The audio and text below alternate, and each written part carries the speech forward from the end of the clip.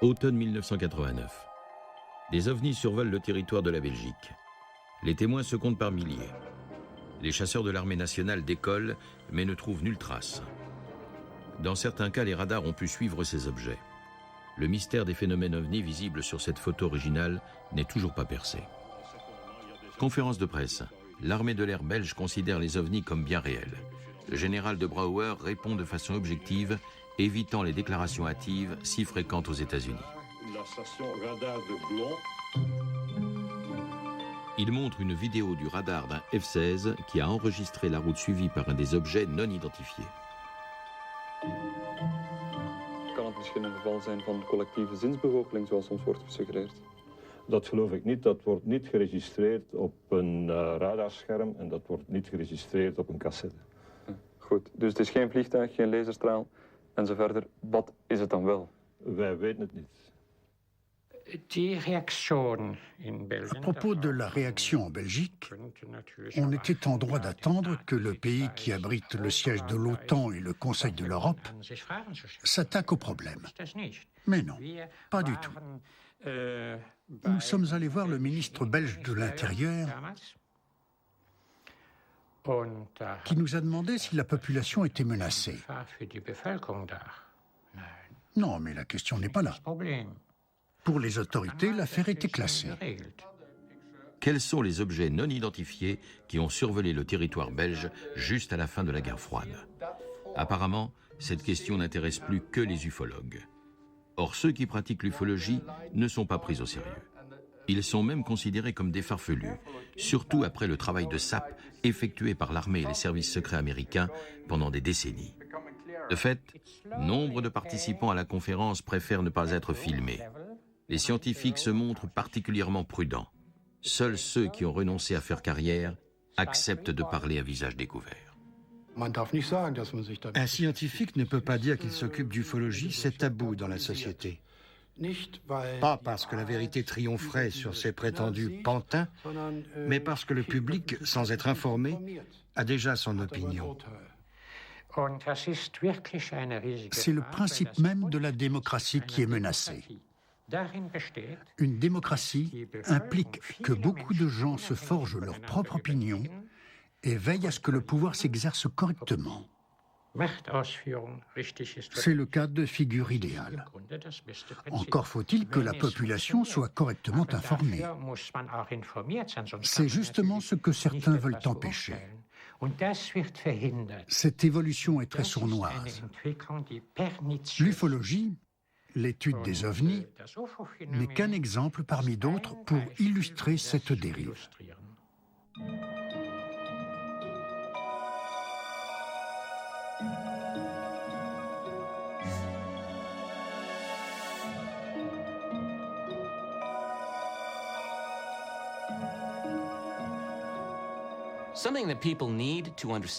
Les gens doivent comprendre que les apparitions d'ovnis ne sont pas un problème scientifique abstrait. C'est un problème capital sur le plan de la sûreté nationale. La bombe atomique. Elle a vu le jour dans les années 40. Au départ, les Américains sont les seuls à la détenir. Les États-Unis gardent secrète leur découverte nucléaire pour asseoir leur suprématie. This was the fiery birth of the atomic bomb, culmination of centuries of step-by-step advance in the scientific quest, achievement of intense international effort by the Democratic Allies, product of unremitting research and toil since 1939. This instant of fury and flame and of violence beyond conception sounded the end of an age and heralded a new era in the destiny of mankind, a new relationship of man to his universe. Oak Ridge. L'Institut des études nucléaires est un des nombreux sites du programme atomique des États-Unis. L'armée de terre, la Navy et l'Air Force possèdent leurs propres installations, dont bon nombre sont concentrées dans le désert du Nouveau-Mexique. Or, c'est au-dessus de ces sites top secrets que sont détectés les premiers objets non identifiés, baptisés plus tard OVNI. L'armée et le FBI lancent aussitôt une enquête secrète. En 1947, il était interdit de survoler Oak Ridge, or un engin l'a fait. C'est tout de même grave. J'ignore de quoi il s'agissait, mais si j'avais été en charge de la sécurité d'Oak Ridge, j'aurais absolument voulu savoir. Eh bien, les responsables de la Commission de l'énergie atomique et les hauts responsables militaires ne voulaient pas savoir, alors que les violations aériennes au-dessus de ces sites sensibles se sont répétées. Il y a eu une période d'activité intense où des véhicules étranges sillonnaient le ciel. Bill Gibson est intégré à la base aérienne de Holloman. Il filme les essais de missiles effectués dans le plus grand secret pour les 3 armées. Les militaires mettent les bouchées doubles pour combiner missiles et têtes nucléaires. Les films tournés par les caméramans comme Bill Gibson sont analysés par les scientifiques. On filmait tout. Des V2, des missiles RR, tous les types de missiles. Ces essais sont-ils espionnés? Le personnel civil et militaire des bases aériennes signale des violations de l'espace aérien par des soucoupes volantes et des boules de lumière verte. Ils se plaignaient que des objets survolaient leurs installations. Ils voulaient savoir de quoi ils retournaient. Des ovnis ont été vus par des ingénieurs de renom, des pilotes et des photographes. Des fermiers, des cow-boys, des employés de maison racontaient ces histoires de petits objets volants aperçus devant leur porte. Dans un document rédigé en septembre 1947, le général 4 étoiles de l'Air Force, Nathan Twining, qualifie ces objets de réels et non de visions ou d'hallucinations. Il les décrit même avec force détail. Ce sont des objets métalliques, en forme de soucoupe, ne lâchant aucune traînée de condensation, silencieux, qui s'esquivent dès qu'ils sont localisés, surmontés d'une coupole et à base plate. L'inquiétude gagne les installations d'essai. Les 3 armées se disputent la suprématie nucléaire et se méfient comme la peste les unes des autres. Les soupçons prennent une ampleur démesurée. Ils ont accusé la base aérienne de Holloman de faire voler des objets au-dessus de leur zone. Ils ont accusé la base de missiles de White Sands d'envoyer des objets au-dessus de leur zone. La confusion règne au Pentagone. Les ovnis seraient-ils un projet américain ultra secret? La réponse est non. Alors qu'est-ce qui survole ainsi les installations d'essai? Le capitaine McGovern a proposé de faire voler un avion 24 heures sur 24, au cas où on signalerait un objet volant non identifié. Une plateforme volante truffée de caméras et d'appareils photo est censée faire la chasse aux ovnis. En vain. Les bombardiers B-25 se révèlent bien trop lents pour les objets mystérieux.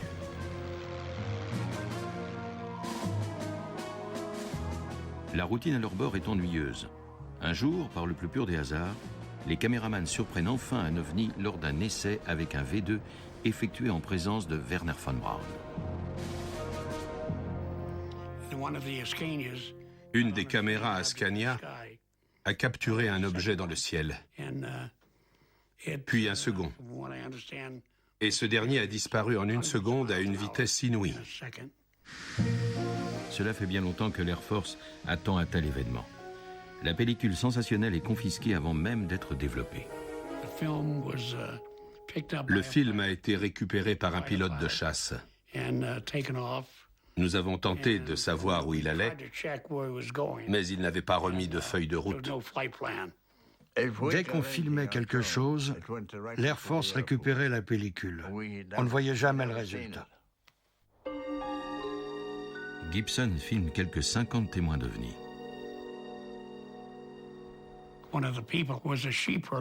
L'un d'eux était un berger. Il ne parlait pas un mot d'anglais.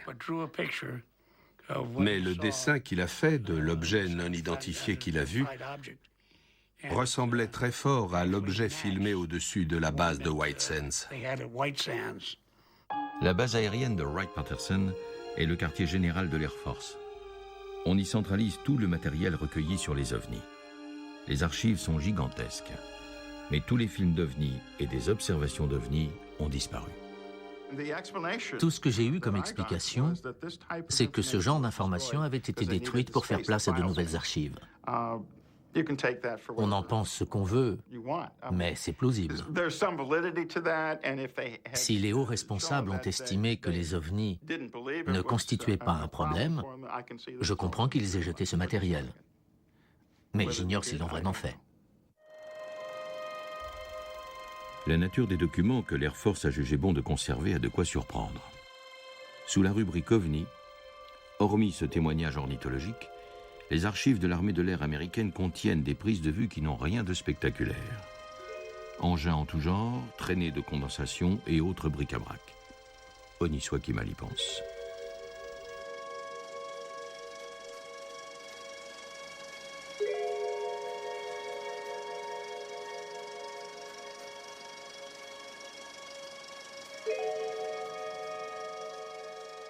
Ce problème ressemble à un puzzle de 5000 pièces dont on aurait retiré plus de 3000 pièces avant de glisser des pièces qui lui sont étrangères.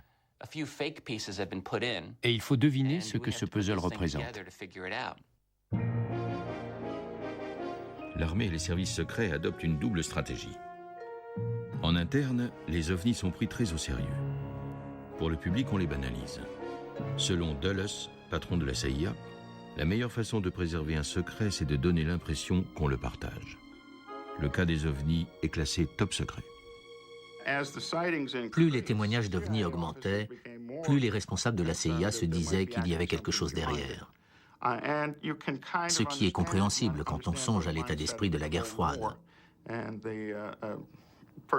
L'administration Truman et celle d'Eisenhower craignaient que les Soviétiques ne lancent une attaque surprise. Les Américains sont donc convaincus que les Soviétiques se cachent derrière les ovnis. Les Russes auraient-ils conçu des soucoupes volantes avec l'aide de scientifiques allemands? Ils ont essayé, mais sans grand succès. Américains et Britanniques soupçonnent depuis longtemps les Soviétiques de construire des ovnis, en fait, depuis les événements en Suède, 1 an après la fin de la guerre. S'agit-il de la même arme secrète soviétique?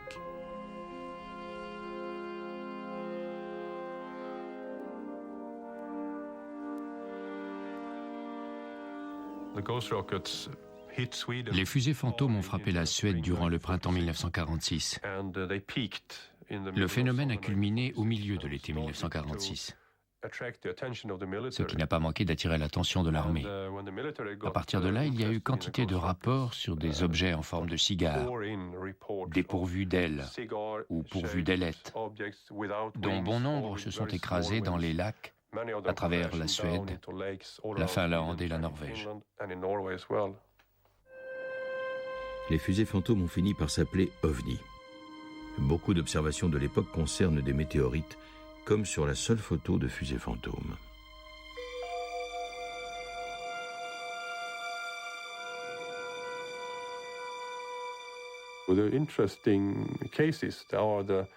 Les cas les plus intéressants sont les témoignages des pilotes de l'armée qui les ont vus en plein vol.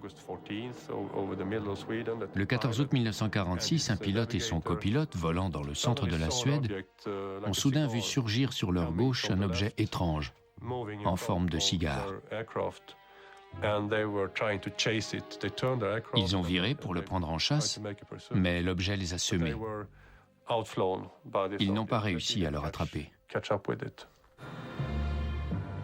Des fusées mystérieuses qui supplantent les avions de chasse, l'armée suédoise est aux aguets et elle n'est pas la seule. Les fusées fantômes sont prises très au sérieux et font la une des journaux durant plusieurs semaines aux États-Unis.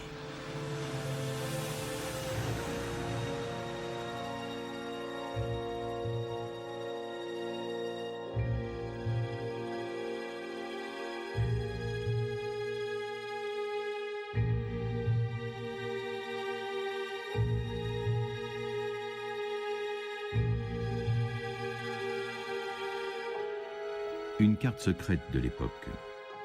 Chaque point représente l'observation d'un ovni. Le tiret détermine sa direction. On s'attend à ce que les tirets pointent vers l'est, vers la Russie. Or, il n'en est rien. Les Suédois envoient tout de même des avions espions sur la côte russe. Les avions n'ont détecté aucune rampe de lancement, aucune fusée fantôme, absolument rien. Or, les fusées ont continué à survoler la Suède durant plusieurs mois. Un jour, 4 objets non identifiés survolent la Suède en 4 points différents avant de s'abîmer dans des lacs. Un des objets s'est écrasé au milieu du lac de Kolmjärv. Le village comptait 600 habitants à l'époque. Ils ont tous entendu un bruit terrible. Et toutes les vitres du village ont volé en éclats. L'objet a coulé au milieu du lac. L'armée suédoise entame une enquête de grande envergure. Elle veut extraire l'objet du lac. Faute de plongeurs à l'époque, elle sonde 30 000 échantillons prélevés au fond du lac. Les soldats le sondent avec des bâtons dans l'espoir de trouver la carcasse. En dehors d'un long renfoncement sur le fond, ils ne détectent rien. Les militaires n'ont pas trouvé la moindre trace de ces mystérieuses fusées. Ils se demandaient pourquoi on tirait sans cesse des fusées vers les lacs suédois. Ils étaient perplexes. La Suède, pays neutre, enquête avec le soutien de l'étranger. Les Britanniques ont créé une commission d'enquête sur ce phénomène. La CIA aussi. Les craintes étaient donc bien réelles. Durant cette période, la Suède reçoit nombre d'invités haut placés. Le général américain David Sarnoff, expert radio, le héros de guerre britannique Douglas Bader et le général américain Jimmy Doolittle, ce dernier officiellement en visite en tant que vice-président de Shell. Durant la Seconde Guerre mondiale, il avait enquêté sur les boules de lumière qui suivaient les bombardiers américains au-dessus de l'Allemagne et du Japon. Jimmy Doolittle est-il venu enquêter sur les ovnis ? Il travaillait pour les services secrets. En 1954, il a notamment écrit un rapport pour Eisenhower sur l'organisation et l'efficacité de la CIA.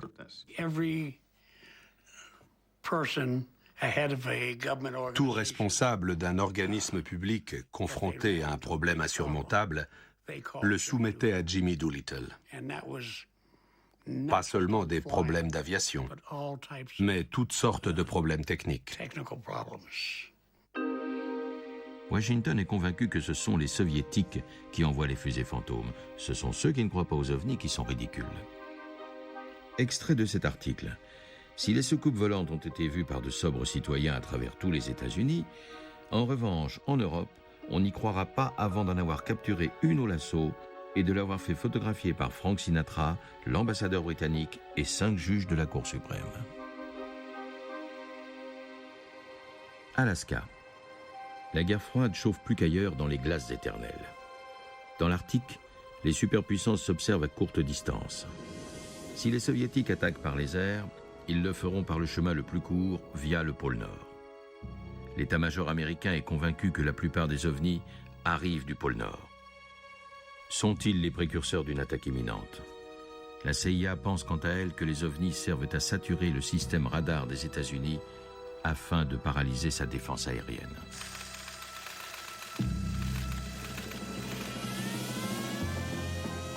Les incursions d'ovnis seraient, elles, destinées à saper les chasseurs d'interception américains et à lasser leur vigilance en vue de l'attaque décisive.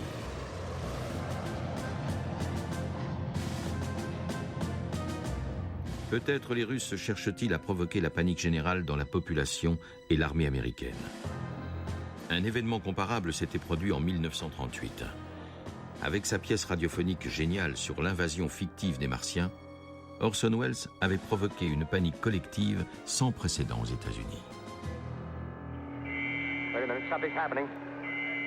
Some shape is rising out of the pit. I can make out a small beam of light against a mirror. What's that? There's a jet of flame springing from that mirror and it leaps right at the advancing men. It strikes them head on. Lord, they're turning into flames. Oh, the whole field's caught up by the woods, the barns, the gas tanks of the automobiles spreading everywhere. L'émission est une véritable leçon sur la puissance évocatrice des médias. L'événement fait date et bouleverse le monde.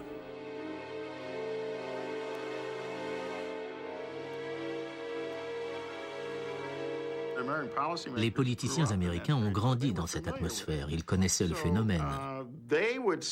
Ils pensaient que si les Soviétiques avaient recours à la guerre psychologique, c'était pour provoquer la panique dans la population américaine et attaquer les États-Unis par surprise. Cela a joué un rôle important sur le plan psychologique, sans l'ombre d'un doute. Les plus sombres théoriciens de la conspiration font partie des services secrets. Selon eux, si les ovnis sont envoyés par les Russes, ceux qui s'y intéressent travaillent à leur solde, aussi inoffensifs soient-ils de prime abord.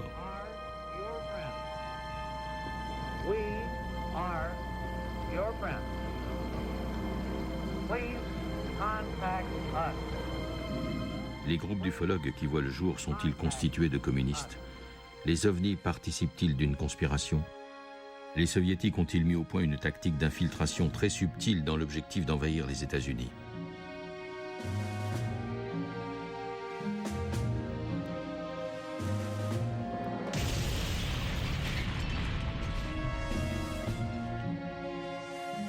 En tout cas, surveiller les suspects ne peut pas faire de mal. Aucun communiste ne se trouve dans les hautes sphères des groupes d'ufologues, ni aucun soldat soviétique d'ailleurs.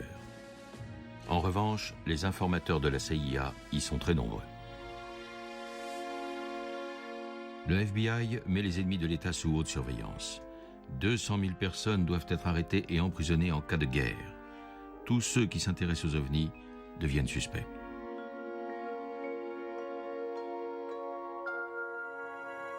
« 1952. Les observations d'ovnis se multiplient à travers tout le pays. Les militaires sont de plus en plus nerveux. Si vous étiez entré dans la base aérienne de Wright-Patterson en juillet 1952, vous auriez cru qu'une invasion se préparait. Soudain, un incident majeur. Des ovnis sont aperçus au-dessus de Washington, de la Maison-Blanche, 2 week-ends d'affilée. Aéroport international de Washington, D.C., 26 juillet 1952. Peu après avoir décollé, le pilote Casey Pierman demande au contrôleur du ciel s'il voit ce qu'il voit. Howard Cochrane, 85 ans aujourd'hui, était dans la tour de contrôle.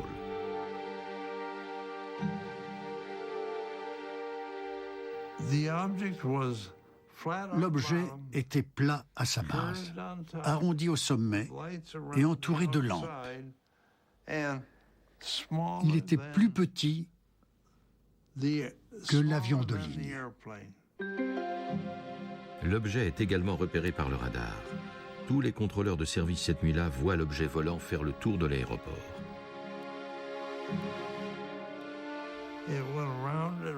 Il a fait plusieurs tours, puis il s'est arrêté ici. Il est monté, puis descendu plusieurs fois. Puis il est remonté avant de disparaître en direction de l'ouest. Différentes stations radars de l'armée de l'air détectent également 2 week-ends de suite des ovnis.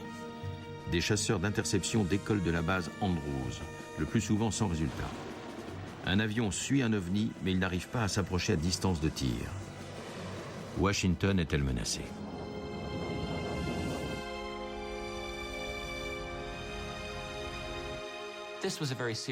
Ça n'était pas une mince affaire. Les ovnis n'étaient pas plus spectaculaires que d'autres ovnis aperçus par des militaires, mais ils étaient apparus au-dessus de la Maison-Blanche. Les ovnis ont causé une immense inquiétude à la Maison-Blanche et au président Truman. Et une immense inquiétude au sein de la CIA, dont le patron, Bedell Smith, a aussitôt ordonné une enquête. Les ovnis font la une de la presse alarmiste.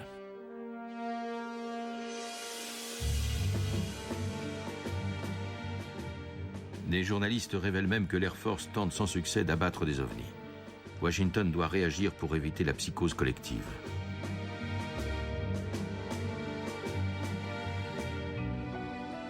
L'Air Force organise la plus grande conférence de presse depuis la Seconde Guerre mondiale. Selon l'explication officielle, l'apparition des ovnis était due à un phénomène atmosphérique appelé inversion de température. Une couche d'air froid se trouvant entre 2 couches d'air chaud, provoquant un écho radar qui trompait les techniciens. J'ai expliqué que ce que nous avions vu n'était pas dû à une inversion de température, car l'objet se déplaçait rapidement d'une position à une autre. En pistant l'objet sur l'écran radar, nous avons calculé que sa vitesse était de 1600 km/h. Le problème, c'est que le personnel affecté au radar connaissait parfaitement le phénomène d'inversion de température. Tous ont dit que ça ne pouvait pas être ça, qu'il s'agissait d'objets solides. Mais bien entendu, ces techniciens n'ont pas été invités à la conférence de presse. La conférence de presse de dédramatisation est confiée au colonel John Sanford, chef des services secrets de l'Air Force. Il mène sa mission à bien. En 1956, il sera nommé patron de la National Security Agency.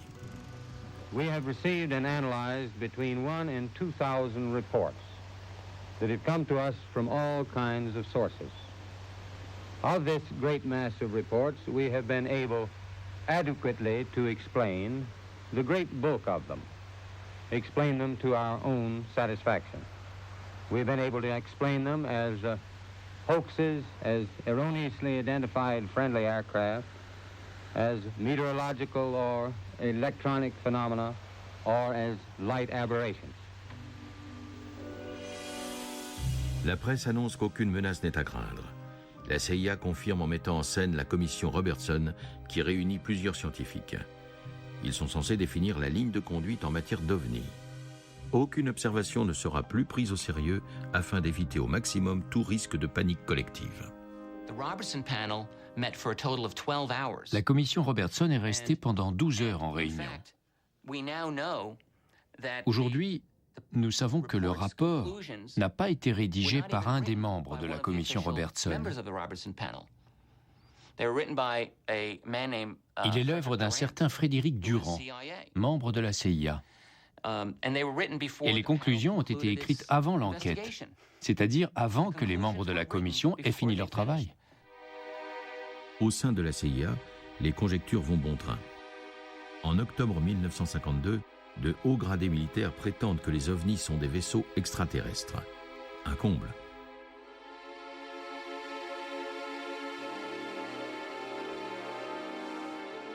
Comment se fait-il que la presse se soit montrée si complaisante par rapport à la version officielle du Pentagone? Il est incontestable que les plus grands médias américains ont étroitement collaboré avec les principaux services secrets. C'est un fait, en particulier avec la CIA. C'était particulièrement vrai dans les années 40, 50 et 60. Nous savons que la CIA a incité 400 journalistes à travailler pour elle à l'insu de tous. Nous parlons de journalistes occupant des postes à la chaîne CBS, au New York Times et au Washington Post, dans les médias les plus importants. Cela signifie-t-il que la CIA contrôlait toutes les nouvelles qui sortaient aux États-Unis? Eh bien non, pas nécessairement. Cela signifie-t-il que la CIA était capable d'influer de façon décisive sur les nouvelles rendues publiques? La réponse est oui, indubitablement. Je pense qu'ils ont un peu géré l'information, je ne le nie pas. Les responsables craignaient que la population panique davantage en apprenant que la CIA s'en mêlait. La CIA a donc tout fait pour que les Américains ne soient pas au courant de son implication. Ce n'est pas tout. Les ovnis, ou soucoupes volantes, comme on disait alors, héritent d'une nouvelle image. Exit la menace rouge et bonjour le ridicule. La presse à sensation, le petit peuple, les enfants s'en emparent. N'empêche que la vigilance ne se relâche pas. Le 4 octobre 1955, un sénateur américain en voyage en Union soviétique a aperçu un ovni. C'était le sénateur Richard Russell. I am certain that I can carry every one of the southern and border states against General Eisenhower, and he has considerable strength in that area against almost any other Democratic candidate. Richard Russell est un des hommes les plus puissants de Washington. Responsable de la commission militaire au Congrès, il est un des candidats démocrates à la présidence dont le gagnant sera opposé au général Eisenhower. Russie 1955. Richard Russell est en mission diplomatique avec 2 accompagnateurs américains. Il voyage en train et ne trouve pas le sommeil. Il regarde par la fenêtre. Russell a vu un objet s'élever, s'arrêter, puis partir. Il ressemblait à une soucoupe volante. Il était rond. Il a pu différencier plusieurs couches de l'OVNI. Il a appelé ses 2 accompagnateurs alors que l'objet avait disparu. Les 3 hommes ont vu un second objet s'élever et partir comme le premier. 2 ans plus tard, l'affaire parvient à la presse.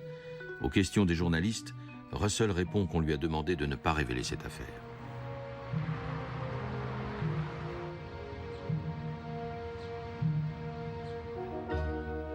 Au milieu des années 80, des ufologues obtiennent de la justice que le dossier de la CIA soit rendu public. Il était convaincu d'avoir vu un ovni. Ça a aussitôt déclenché l'alarme à la CIA, comme vous pouvez l'imaginer. Les agents ont interrogé le sénateur Russell et d'après sa description, ils ont déterminé que Russell n'avait pas vu un ovni ou une arme secrète, mais bien un avion de chasse traditionnel décollant à la verticale. L'explication officielle de la CIA, c'est que Russell avait confondu un avion russe décollant à un angle ultra-vertical avec un ovni. Mais quand on lit la déposition du sénateur, ça ne colle pas. Les 2 explications ne cadrent pas. Russell parle clairement d'un vaisseau en forme de soucoupe. Comment interpréter les conclusions officielles de la CIA au vu de la déposition de Russell? Bonne question, mais je ne connais pas la réponse. On est en droit de s'inquiéter en examinant à fond ce dossier. Ou bien les Soviétiques voyaient eux aussi des ovnis, ou bien ils fabriquaient des ovnis.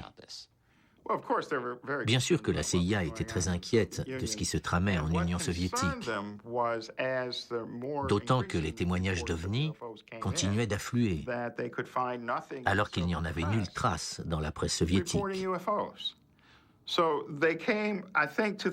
La CIA a fini par se dire que le gouvernement soviétique développait un avion secret ou une arme secrète et qu'il interdisait tout article sur les ovnis. Les décideurs politiques aux États-Unis étaient très inquiets. En effet, les Russes tentent de construire des engins volants en forme de disque. Les premiers d'après des plans allemands datant de la Seconde Guerre mondiale, ensuite des créations russes. Rien n'a jamais été publié sur ces essais. On en connaît très peu de choses. Cet engin volant qui semble être un dirigeable date des années 70.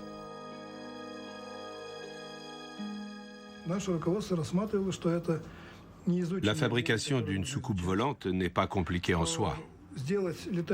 C'est possible. Le principe de propulsion pour ce genre d'engin, c'est l'antigravitation. L'État engageait des sommes colossales pour les recherches sur l'antigravitation. J'ai moi-même travaillé sur ce projet.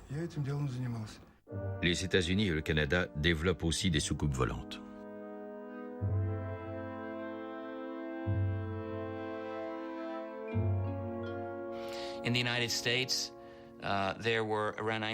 En 1955-1956, des articles sont apparus dans la presse américaine selon lesquels on procédait à des recherches sur l'antigravitation.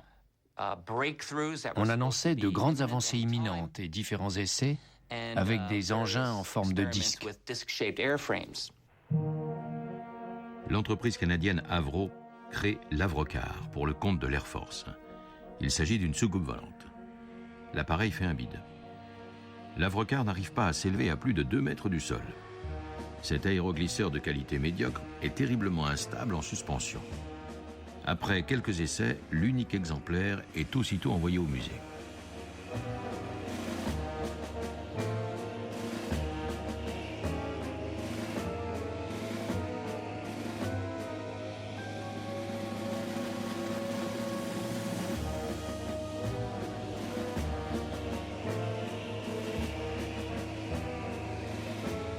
L'Avrocar n'est qu'une manœuvre de diversion afin de garder secret le véritable projet en cours Silverbug, une soucoupe censée voler à une vitesse supersonique.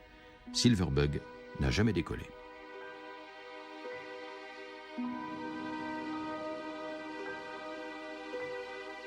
Certains ovnis sont toutefois d'origine bien terrienne.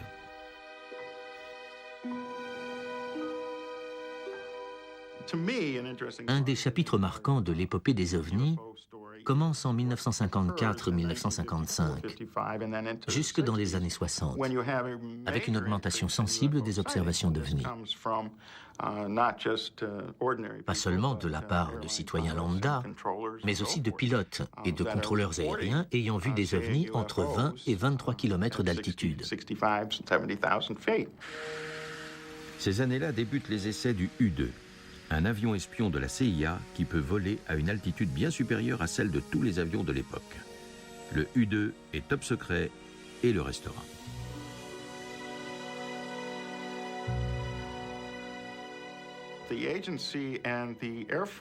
La CIA et l'Air Force avaient constitué des équipes baptisées Blue Book, chargées d'interroger les pilotes et les contrôleurs aériens et de leur expliquer qu'ils n'avaient pas vu un ovni, mais qu'ils avaient assisté à un phénomène naturel. Par exemple, un pilote de la United Airlines, reliant San Francisco à Los Angeles, qui racontait avoir vu un ovni à 20 km d'altitude, eh bien, on lui démontrait que ce qu'il avait vu à cette heure de la journée, c'était la réflexion du soleil sur des cristaux de glace qui produisaient une image en mouvement dans le ciel et qu'il ne s'agissait pas d'un objet, alors qu'en fait c'était le U-2 qui avait des reflets argentés. Cette affirmation est absurde, absolument absurde. Il y a eu des milliers de témoignages. Ne me dites pas que le U-2 était capable de s'arrêter en plein vol, de virer et de rappeler une soucoupe volante à ces milliers de témoins. C'est absurde. Le U-2 vole à 25 km d'altitude et en ligne droite. Tous les témoins n'ont pas pu prendre le U-2 pour un ovni. Quelquefois certainement, mais pas les milliers de témoignages dont parle Haynes. C'est ridicule. Pour les soviétiques en tout cas, le U-2 est un véritable objet volant non identifié. L'espace aérien soviétique grouille d'avions américains de tout type, de ballons et du U-2, sans parler des observations de soucoupes volantes et des boules de lumière. Bien que le U-2 soit repéré par les radars russes, les militaires ne veulent pas admettre son existence. Le premier pilote de chasse qui témoigne avoir vu le U-2 ne reçoit aucune récompense, mais ne récolte que des ennuis, comme tous les citoyens russes qui disent avoir vu un ovni. Ceux qui veulent rester pilotes ont intérêt à ne rien voir d'exceptionnel. Savitsky, le colonel général de l'époque, père du député de la Douma nationale, a discuté avec lui avant de déclarer « Je crois qu'il est un peu zinzin. Cet homme veut se faire remarquer, recevoir une médaille, mais il est impossible que ce qu'il prétend avoir vu existe. » Les Américains envoient des ballons espions au-dessus de l'URSS. Certains les prennent pour des ovnis. La première enquête sur les ovnis en URSS est déclenchée à la suite du lancement d'une fusée qui est tenue si secret que même la commission d'enquête n'apprendra jamais la vérité. On en perdrait presque la tête. Ce qui était étrange dans cette situation, c'est qu'on craignait les conclusions désagréables.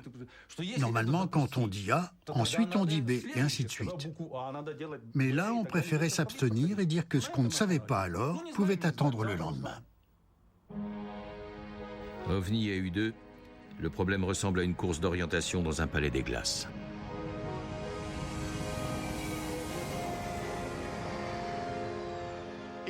Le U-2 était un avion crucial qui donnait un net avantage aux États-Unis sur l'Union soviétique durant la guerre froide.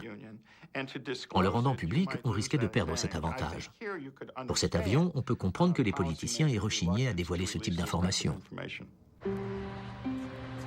Se peut-il que pour des raisons semblables, les militaires aient caché aux Américains tout ce qu'ils ont découvert sur les ovnis?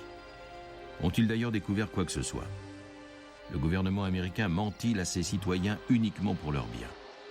15 ans plus tard, les Américains apprennent que l'État leur ment pour dissimuler des pratiques abominables, comme les expériences MK-Ultra menées dans les années 50.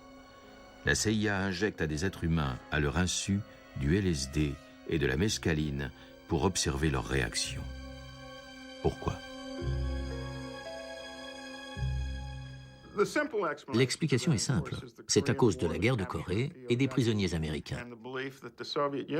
La CIA croyait que l'Union soviétique et les communistes utilisaient des drogues pour laver le cerveau des prisonniers, des soldats américains.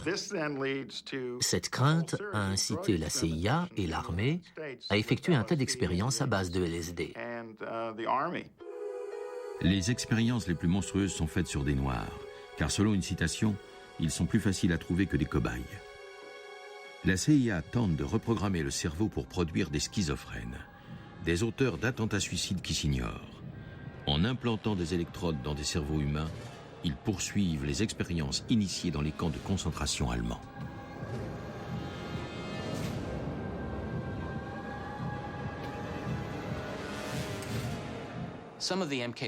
Dans certaines expériences du programme MK-Ultra, les sujets étaient enfermés dans une pièce sombre où aucun bruit ne filtrait.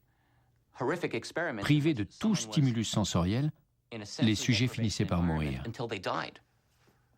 C'est arrivé au Canada. Les gens perdaient la raison. C'est une chose horrible et le secret qui entourait tout cela était absolument essentiel.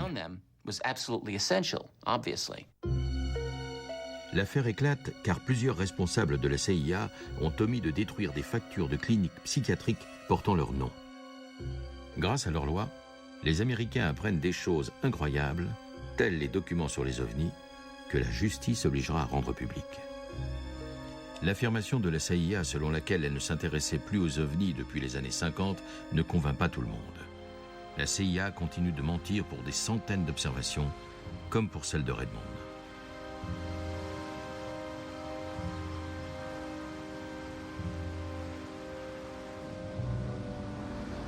Septembre 1955, à Redmond, dans l'Oregon.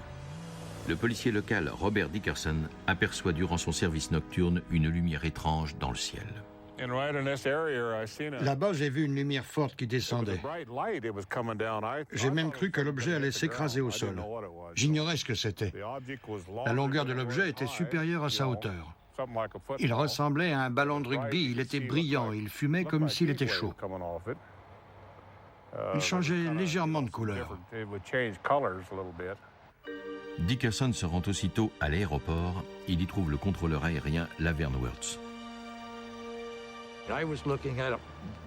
Vu de côté, l'objet ressemblait,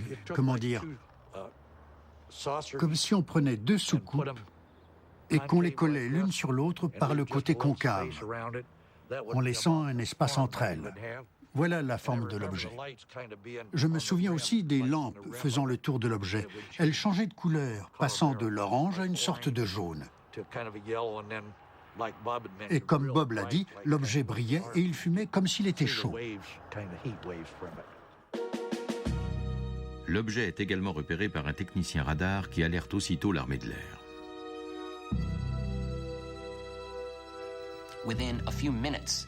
En quelques minutes, plusieurs chasseurs ont décollé. Ils étaient 6. Les chasseurs sont guidés par la station radar jusqu'à l'objectif.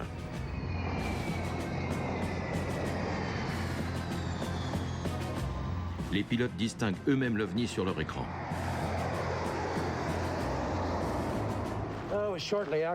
Peu après, j'ai été contacté sur la fréquence militaire et j'ai parlé avec un pilote qui, selon moi, devait être le commandant de l'escadre. 2 pilotes au moins voient l'OVNI. Les chasseurs volent en direction de l'objet au petit matin.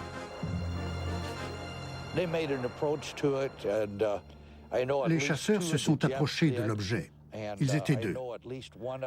Je sais que l'un d'eux a dû faire une manœuvre pour éviter une collision.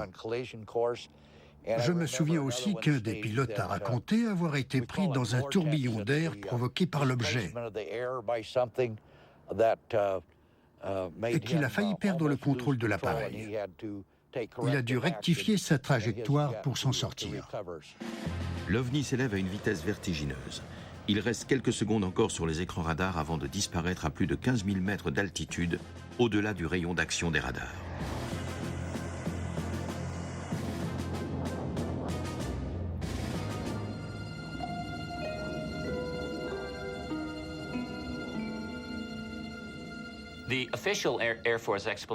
La première explication officielle de l'Air Force, c'est que les pilotes avaient décollé pour une fausse alerte à cause d'un faux retour radar. Rien de plus. Le problème, c'est que l'aéroport local avait aussitôt envoyé une équipe pour effectuer des mesures de radioactivité. Pourquoi a-t-on testé la radioactivité sur place s'il s'agissait simplement d'un mauvais retour radar? Explication suivante de l'Air Force, Wirtz et Dickerson ont vu un ballon météorologique. Ils ont prétendu qu'il s'agissait d'un ballon météorologique. Je crois que tout le monde sait à quoi ressemble ce genre de ballon. Ils sont gonflés à l'hélium, ils montent et évoluent au gré du vent. Ils ne peuvent pas monter puis descendre et évoluer latéralement. Un supérieur inconnu de Laverne Wirtz, issu de l'aviation civile, est tellement furieux qu'il envoie tous les procès-verbaux de l'affaire à un groupe d'ufologues. Confronté à ces données, l'Air Force a réprimandé la Direction générale de l'aviation civile pour avoir diffusé des informations erronées. Ensuite, ces responsables ont dit que ce que les témoins avaient vu, c'était la planète Vénus. L'Air Force a tout fait pour banaliser l'affaire. On nous a fait passer pour des idiots, pour des incompétents qui disaient n'importe quoi. L'affaire ne fait plus que la une des journaux régionaux. Les journalistes sérieux se désintéressent désormais des ovnis. À Washington, les services de sécurité s'attachent à écarter systématiquement les ovnis du domaine public. Il s'agit désormais de mettre officiellement fin à toute enquête de l'État. Dans les années 60, les autorités commandent le rapport Condon dans lequel des scientifiques donnent leur avis sur les ovnis.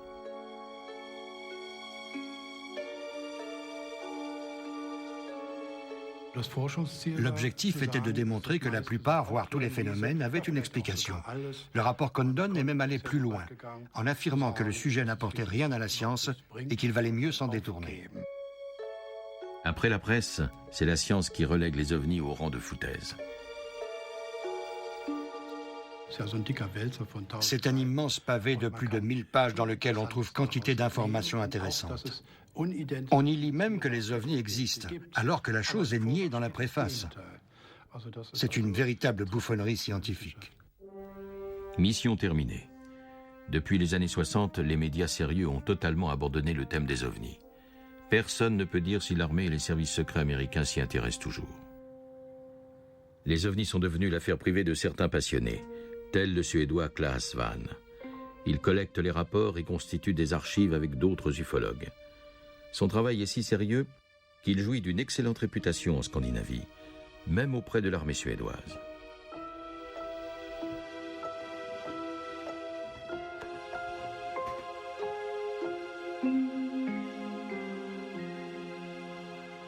Une fois par mois, il rencontre le délégué aux ovnis de l'Institut militaire de recherche afin d'échanger des informations. Paisiblement, à la suédoise.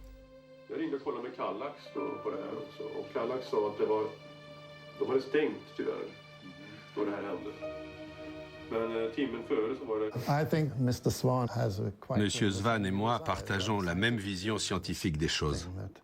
99% des observations ont une explication scientifique. Et seule une infime portion des phénomènes sont véritablement mystérieux. Peut-être existe-t-il une explication simple pour ce document suédois jamais diffusé. Jusqu'ici, tous les experts consultés depuis 1997 n'ont pas trouvé de réponse.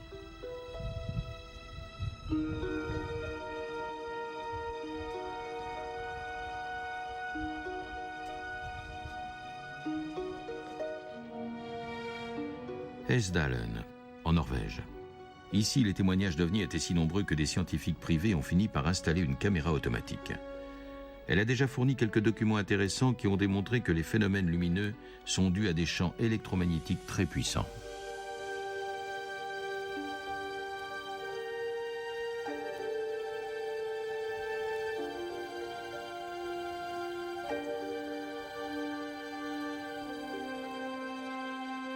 Officiellement, la CIA et l'armée américaine ne s'intéressent plus aux ovnis depuis 4 décennies. Mais est-ce bien vrai? Dans les années 90, des ufologues ont réussi à obtenir la copie d'un rapport sur un étrange combat aérien entre un chasseur iranien et un ovni au-dessus de Téhéran en 1976. Les documents donnent même la liste des destinataires, parmi lesquels le ministre des Affaires étrangères Henry Kissinger, la CIA, la NSA, le chef de l'armée de l'air et la Maison-Blanche. Les pilotes civils et militaires ont signalé pas moins de 3400 ovnis.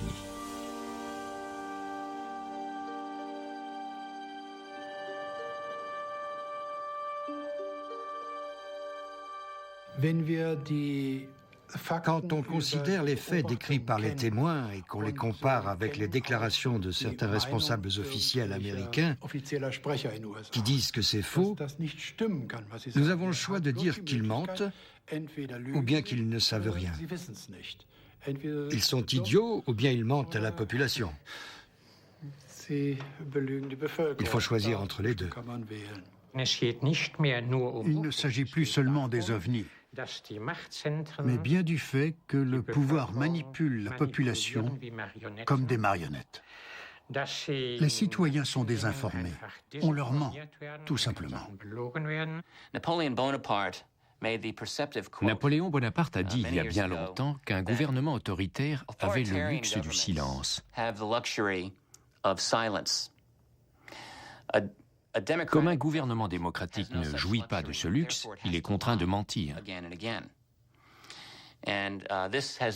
C'est ce qui s'est passé aux États-Unis dans les années 40 et 50. Les autorités n'ont pas cessé de mentir concernant les ovnis. Et au XXIe siècle, il faut se rendre à l'évidence que le gouvernement américain reste silencieux sur les ovnis. Aux États-Unis, certains scientifiques s'intéressent aux ovnis. Mais aucun d'eux ne doit compter sur une aide de l'État pour procéder à des recherches sur le sujet.